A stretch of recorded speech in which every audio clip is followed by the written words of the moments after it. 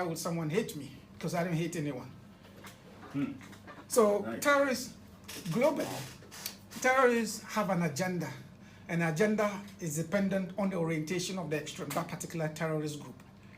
Elsewhere, within the Middle East and other parts, it's driven by negative religious ideologies. And they go with the propaganda that they are in a battle against, Western imposition of Western ideologies.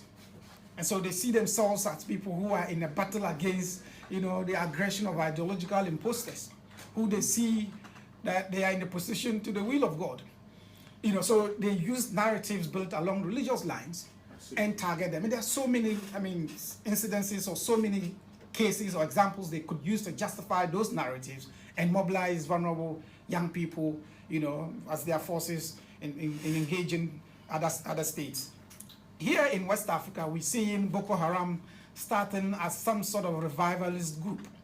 And they weaponize the grievances of the local population, pervasive youth unemployment, and many serious cases of state impunity, human rights violations and things like that. Around 2009, 2008, that was the beginning, steps. If you monitor what happened during that period, it was never like this in terms of what we're seeing of Boko Haram. It began like a normal society, talking about local grievances, youth unemployment, inequality, corruption, injustice, things to do with, state impunity. They weaponized that and used religion to mobilize forces against the state. And that is what we've been seeing. And today, as we speak, many people ask that question: why are we targeted? What have we done wrong? There are several factors you consider, apart from what I mentioned. If you constitute yourself as a belligerent force against terrorist groups, either directly or indirectly, you indirectly put yourself in confrontation with extremist groups.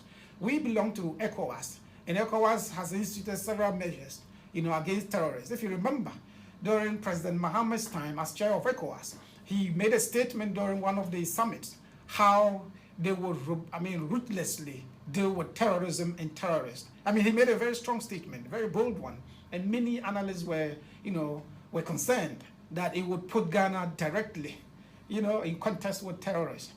Those are some of the factors. Yes, now we have today, a president who is the chair of ECOWAS, and he's been mediating several cases of instability within the region. He's been leading the forces. He's been leading efforts at stability and dealing with security. If you remember a few years ago when Kenya was a relatively very stable country, devoid of terrorism. Once they began to commit troops to fighting Al-Shabaab, what happened? We began to see attacks. Al-Shabaab became very, very determined in targeting Kenya. We saw the Garissa, the Westgate Mall attack.